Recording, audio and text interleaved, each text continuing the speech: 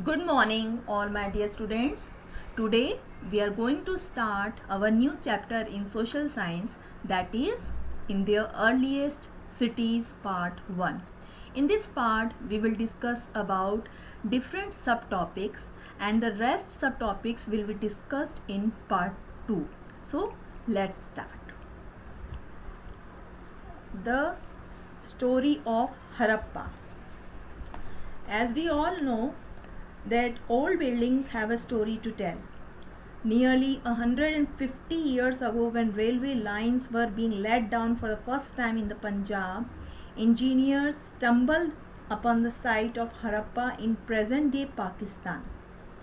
Harappa is in modern-day Pakistan. This site was discovered by the East India Company when engineers doing the construction of railway lines. Workers carried off thousands of bricks from the walls of the old buildings of the city to build railway lines. Many buildings were completely destroyed. It was about 80 years ago that archaeologist Dayaram Sahni could realize that it was an ancient city. These cities developed about 4,700 years ago. Children, most of the cities, these civilizations are in modern day Pakistan. Some of sites are in India, Kalibangan, Northern Rajasthan, Banawali, Haryana, and Dholavira and Lothal in Gujarat. So we can say that these cities are very heritageous. Archaeologists describe this as the citadel. Generally, the part to the east was larger but lower. This is called the lower town. You can see in these images, this is the Indus chronology, and it shows that stage 1 7000 to 4000 BC, beginning of village farming communities in Harappan or Indus Valley civilization. In stage 2, that is nearby 4300 to 3200 BC, developed farming and pastoral communities. Then stage 3 3200 to 2600 BC, agricultural and surplus societies and urbanization were started. In stage 4 2600 to 2500 BC, the big leap, advanced town planning and scripts emerges in that civilization. Stage 5, so 2500 to 2000 BC, Indus was in full bloom. It was fully developed.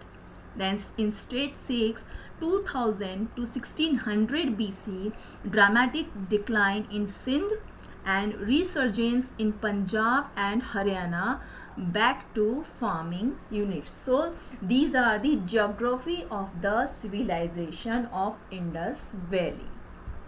What was special about these cities? Many of these cities were divided into 2 or more parts, and the bricks were laid in an interlocking pattern, and that made the walls strong. Very often walls of baked brick were built around each part. The bricks were so well baked that they have lasted for thousands of years. The bricks were laid in an interlocking pattern. Now children, we will discuss about that what was special about these heritage cities. In Mohenjo-daro, a very special tank which archaeologists call the Great Bath was built in this area. This was lined with bricks, coated with plaster and made watertight with a layer of natural tar. There were steps leading down to it from 2 sides, while there were rooms on all sides. As you can see in this image also, water was probably brought in from a well and drained out after use. As the drains were covered, inspection holes were provided at intervals to clean them. All 3 houses, drains and streets were probably planned and built at the same time. Kalibangan and Lothal had fire altars, as you can see in the pictures mentioned, where sacrifices may have been performed. Mohenjo-daro, Harappa and Lothal had elaborate storehouses as well. Houses, drains and streets. Houses were either 1 or 2 stories high with rooms built around a courtyard. Most houses had a separate bathing area and some had wells to supply water. Drains. Although you cannot see it, each drain had a gentle slopes so that water could flow through it. Very often, drains in the houses were connected to those on the streets and smaller drains led into bigger house. Life in the city. A Harappan city, there were people who planned the construction of special buildings in the city. These were probably the rulers. The rulers sent people to distant lands to get metal, precious stones, and other things that they wanted. The rulers may have kept the most valuable objects such as ornaments of gold and silver or beautiful beads for themselves. And there were scribes, people who knew how to write, who helped prepare the seals and perhaps wrote on other materials that have no survived.